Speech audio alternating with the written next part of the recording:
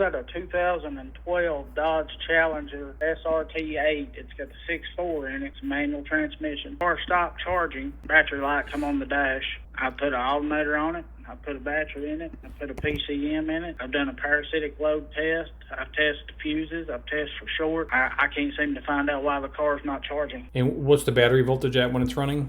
11.5. And I'm sorry, did you say that did you check for codes in the computer? Yes, I checked for code, and the codes come up was for low voltage. That's the only code that popped up. But I thought that I had got a faulty alternator, so I bought a second alternator. I put the second alternator on, and then it gave me a different code, but it was essentially the same as low voltage.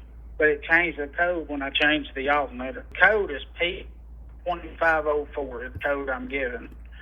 I have probed the wire in the back of the alternator, the sense wire.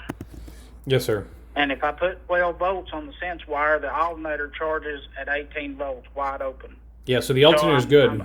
I'm thinking that I'm not getting a pulse coming out of the PCM, but it's a brand new PCM. That don't mean it's good. I've got bad ones before. Yes, sir, that is correct. But I sent it off, had it retested, and they said it was working perfectly. Right. And sent it back to me, the same one. I put it back in today. The car's been set for 6 months over this issue. I put it back in today, and it's still not charging. When I run the parasitic load test, I unhooked everything that could be a draw on it, and it's still not. I figured I should tell you that I've already probed that wire and put 12 volts to it, and it charged wide open. You said the diagnostic trouble code was P2504, is that correct? Yes, sir. All right, let me read you this test procedure. Check the voltage drop between the positive post of the battery and the alternator. It should be less than 0.2 volts when the alternator is charging. If more than that, replace the positive cable between the alternator and the battery. Step number 2, check and clean all battery cables at both ends and load test the battery. Test number 3, check all power feeds going into the PCM. Because that would make sense, because if the PCM is powering up the alternator, or at least it's supposed to, but the PCM doesn't have the appropriate grounds, or I'm sorry, the appropriate powers, then it would struggle to power up the alternator. So that would make sense. What pin is that, did you say? Let's take a look here. That I need to check and see if it's got power on? Check the voltage at the Powertrain Control Module at pin 24 of connector 1. It's a red wire with a violet wire for voltage, as compared to positive or battery positive post in the PCM battery voltage data readings. So check number 24. Yep. And it should have voltage on it, and I'm assuming 12 volts. It should be 3.5 volts less than across the battery. So whatever the battery voltage is at, let's see here, let me just make sure I understand this correctly. Check the voltage at the PCM pin 24 of connector 1 at the red wire, the violet wire, as compared to the positive battery post and the PCM battery voltage data readings. It should be 3.5 volts less than across the battery. The alternator sense circuit, oh, I see. I think the alternator sense circuit should have 3.5 volts less. So this is going to be, I'm pretty sure, let me pull a wiring diagram of the alternator. I think pin 24 connector number 1. Let's take a look here. I got the car at a mechanic right now, and me and him is both. He's a mechanic for 30 years. His specialty is electrical. Yep. And he can't seem to find out what's wrong with it either. Me and them both is at a stopping point. The alternator sense wire is going to be, looks like connector 2. It's pin number 40. And the alternator... This wiring diagram. I probed the ECM wire, the brown plug coming off of the ECM. Yes, sir. I owned it to make sure there was no breaks. It owned good. I think it was, I don't see it wrote down. It was number 2 and number 40 is what I checked for voltage. They had voltage on them. They showed good. Connector 2, pin number 40. That's the 2 I've already checked. The alternator sense and alternator FLD from the Powertrain Control Module. Yep.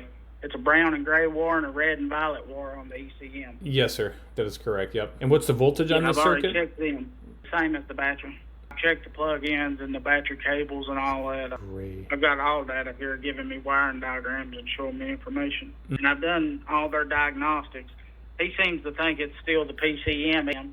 Right. And before I go and buy another one, because once they're programmed, they can give your money back.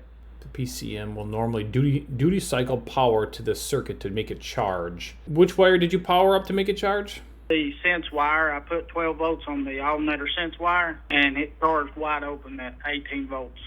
So what? I'm sorry. What does that wire have on it when it's just sitting there running and you don't put battery voltage on it? Nothing. There's 0 voltage on it.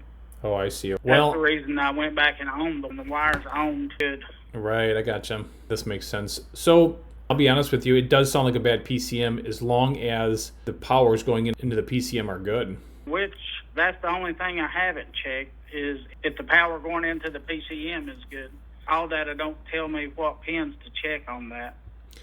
You said pin number 24, and it should have 3.5 voltage drop. Yeah, let me pull up a diagram here. Again, I apologize. So all data should have a pinout chart of the PCM, 100%. So I've used all that in the past. What's that? It might. I've not dug that far into it yet. Okay. All right, let me just take a look here at the PCM here. Hang on. And the plug-in that I'm looking at is Powertrain Control Module C2 connector.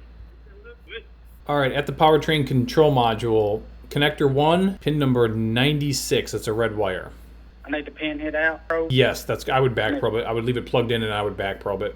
What should it have on it? 12 volts? Yes, sir. You said that was a C1 connector? Yes, sir. Or the C2? C1. Let me write this down. I'm going to write it down and try it. The car's outside and everything's plugged up. It's ready to run, so it'll take me a few minutes to get to that point.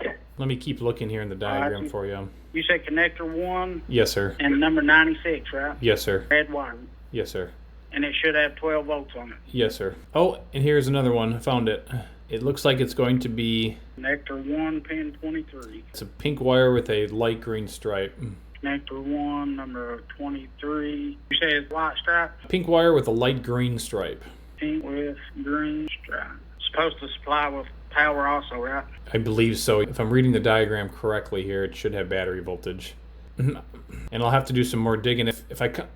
Matter of fact, I will do more digging for you, and if I come across another power supply that I think will help with this diagnosis, I'll definitely let you know in the chat. 96 on the C1 connector? I don't show 96. That's a question. The mechanic, he's here now. I was showing him what you said. Right here, good.